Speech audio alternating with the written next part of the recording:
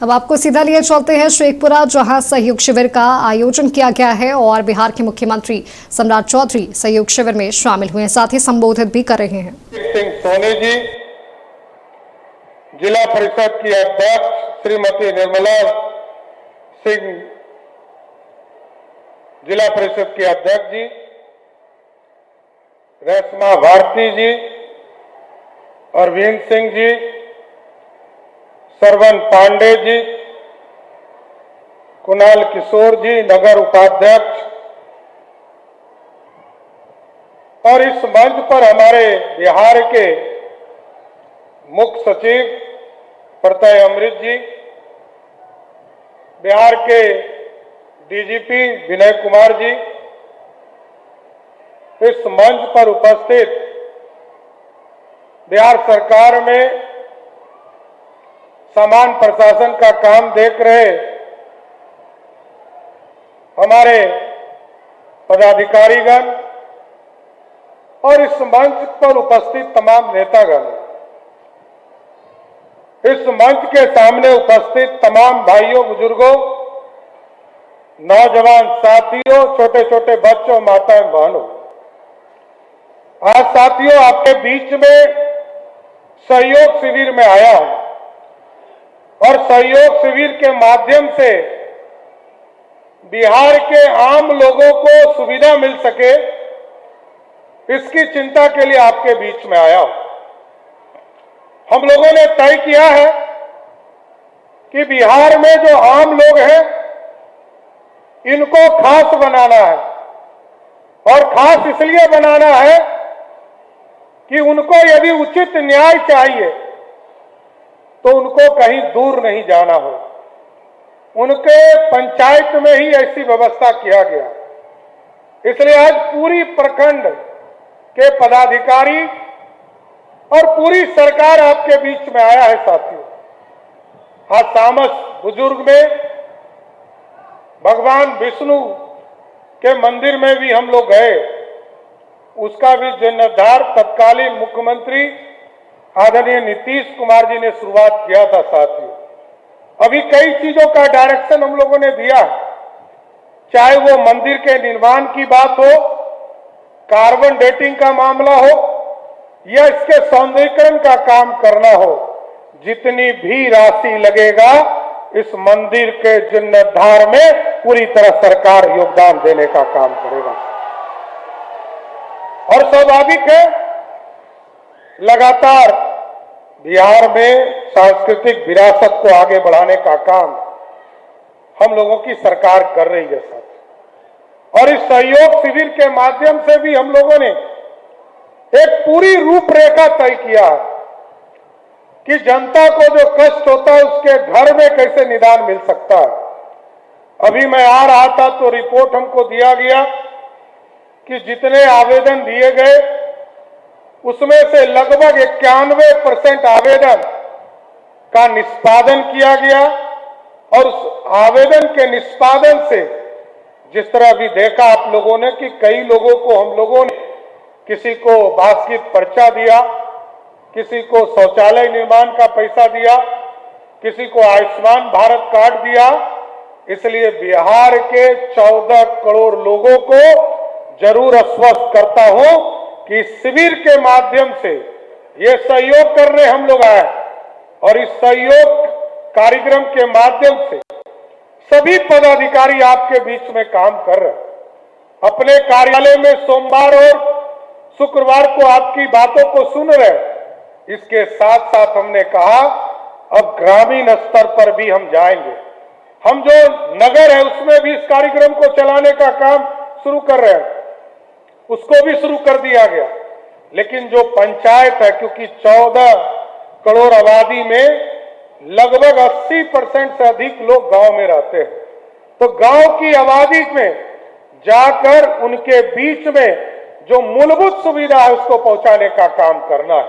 और साथियों, आपको स्पष्ट बताना चाहता हूं, सरकार की नीति स्पष्ट है कि 10 दिन तक यदि आपने कोई आवेदन दिया, 10 दिन तक यदि कोई कार्रवाई हमारे कर्मचारी के द्वारा या पदाधिकारी के द्वारा नहीं किया गया तो 11वें दिन उसको मुख्यमंत्री कार्यालय स्वयं नोटिस देने का काम करता है। और दूसरा, यदि 20 दिन में वो कार्रवाई नहीं करते, आदेश जारी नहीं करते, तो मुख्यमंत्री कार्यालय से दूसरा नोटिस 21वें दिन उनको प्राप्त हो जाता है।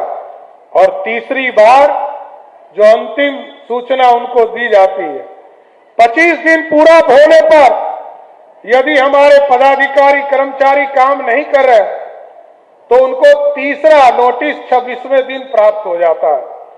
और यदि 30 दिन में नोटिस की अवहेलना करता हो तो 31वें दिन क्या होता है साथियों, आपको पता है ना?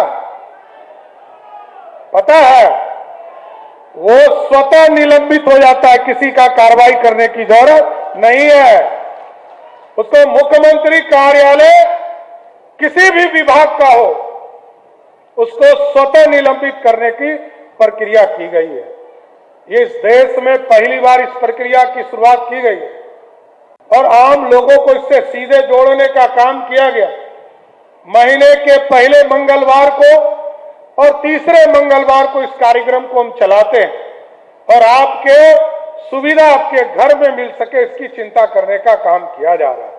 इसके साथ साथ हम लोगों को जो मौका आदरणीय प्रधानमंत्री आदरणीय नरेंद्र मोदी जी ने विकसित भारत का सपना देखा है और हमारे नेता और जनता दल यूनाइटेड के नेता और तत्कालीन पूर्व मुख्यमंत्री आदरणीय नीतीश कुमार जी ने जो बिहार को समृद्ध होने का सपना देखा है, उस सपने को ही सम्राट चौधरी की सरकार आगे ले जाने का काम करेगा।